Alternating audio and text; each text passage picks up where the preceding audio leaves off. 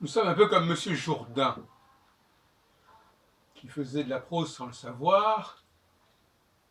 Nous improvisons sans le savoir. Le mot improvisation collective est une expression qui peut faire peur. Mais en réalité, nous ne cessons, et c'est heureux, d'improviser collectivement. Quand on reçoit des amis, par exemple, et que l'on parle ensemble de quelque chose, à table, par exemple, c'est l'improvisation collective.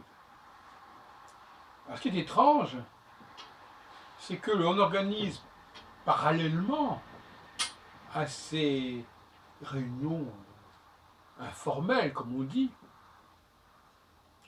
on organise des systèmes de communication extrêmement sophistiqués, en tout cas rigides, où il faut qu'il y ait un animateur en titre qui distribue les temps de parole, qui note les intentions de parole, comme si nous n'étions pas capables de faire les choses par nous-mêmes, spontanément. Alors, il est possible que certaines personnes n'arrivent pas à s'exprimer en groupe et qu'elles comptent sur ces structures rigides de temps de parole, de programmes, que sont les colloques, que sont les cafés philo, pour avoir une certaine garantie de pouvoir s'exprimer. Mais c'est un pis-aller. Il faut savoir que d'une manière générale, plus c'est compliqué, plus c'est suspect. Moins on laisse les choses se faire naturellement, plus c'est suspect. Heureusement, nous avons le football.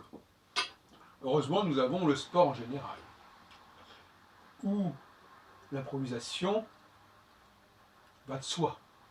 On ne refait pas deux fois le même match de foot.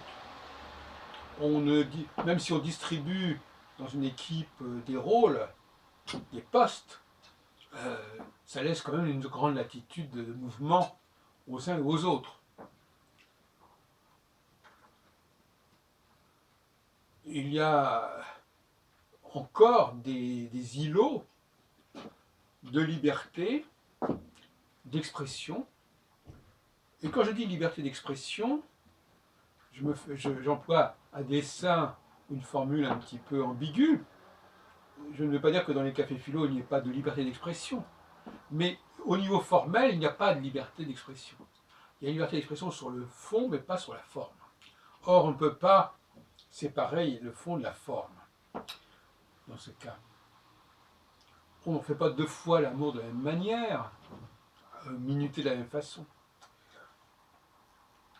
En fait, le gros problème que nous avons dans notre société au XXIe siècle, c'est la musique. La musique qui est le mauvais élève de la classe, en quelque sorte. La musique qui devrait donner l'exemple de cette improvisation collective, qui a pu à certains moments vouloir le donner. Ce fut l'époque déjà lointaine des débuts du jazz, où effectivement il y avait une sorte de travail collectif relativement libre, relativement innovant, qui se mettait en place. Mais est-ce que l'on a fait vraiment la théorie du jazz en tant que pratique collective? Est-ce qu'on a fait la théorie de l'improvisation collective? Il me semble que là, il y a un manque et qu'il y a des fausses représentations des conditions de l'improvisation collective qui ne sont certainement pas, je le répète encore une fois, la rigidité des temps de parole et des distributions de parole et des ordres de prise de parole. D'ailleurs, on le sent très bien. Quand on est entre amis, la conversation fuse, les arguments fusent, et on n'a pas quelqu'un qui est là pour mettre de l'ordre. En tout cas, pas officiellement. pas quelque chose qui est posé d'emblée. En musique, on a le mauvais élève de la classe, bien que le mot improvisation, paradoxalement, soit un terme qui soit souvent usité dans le domaine musical, mais en fin de compte, c'est un petit peu le parent pauvre de la pratique musicale, l'improvisation, alors que ça devrait être le cœur de l'activité musicale. Il y a là un paradoxe assez pathétique. L'orchestre, avec son chef d'orchestre, qui,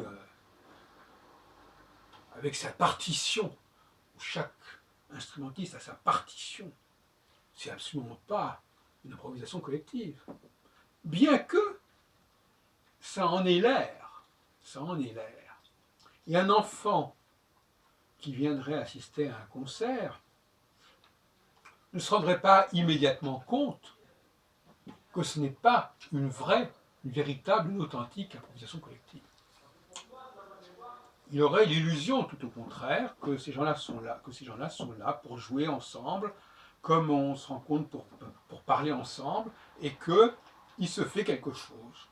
Il se développe quelque chose sous ses yeux qui est tout à fait imprévu. Comme un match de foot, comme une conversation à bâton rompu, comme des relations, je sais pas moi, même des gens qui se promènent dans la forêt en groupe comme ça, c'est une bonne improvisation collective, même s'ils ne parlent pas. Il y a des gels, il y a des mouvements, il y a des classements, les gens vont avec les uns, avec les autres. À table, je sais pas moi, dans un cocktail aussi, on est dans l'improvisation collective. Et c'est pas dirigé. Donc il faut quand même être un tout petit peu taré, avoir vraiment des problèmes relationnels, des problèmes de relations sociales, pour avoir besoin de cette espèce de garde-fou, de contrôle, d'arbitre. Mais le problème, et c'est très fréquent, c'est que les solutions de handicap, les solutions de carence, finissent souvent par devenir la norme, par nivellement par le bas. C'est-à-dire qu'en fin de compte, ceux qui avaient un problème et qui l'ont résolu de manière un petit peu artificielle, eh bien finalement, ils ont quelque chose à enseigner que n'ont pas les gens qui font les choses naturellement. Hein, c'est quelqu'un qui marche naturellement, qui parle naturellement, il n'a pas besoin de tout un exposé sur la façon de marcher ou de parler. Alors qu'en revanche, quelqu'un qui a des problèmes à ce niveau-là, eh bien, il va acquérir un savoir, une science, une technique, des outils même, pour y parvenir.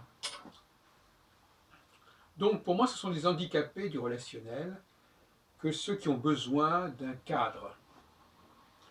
En tout cas, alors maintenant je vais passer à la deuxième partie de mon exposé, c'est-à-dire que le paradoxe, c'est que l'improvisation collective implique néanmoins des leaders. Mais les leaders, ça ne sont pas des gens qui sont posés à l'avance comme tels. Celui qui a la responsabilité, alors moi j'aime bien la notion d'entraîneur, effectivement, il faut des entraîneurs, il faut des sélectionneurs. Ils sélectionnent une certaine alchimie du groupe, mais il n'intervient pas dans le groupe. Il intervient éventuellement pour remplacer quelques personnages, pour faire quelques consignes à la pause, comme fait un entraîneur, mais ce n'est pas lui qui marque les buts, ce n'est pas lui qui joue.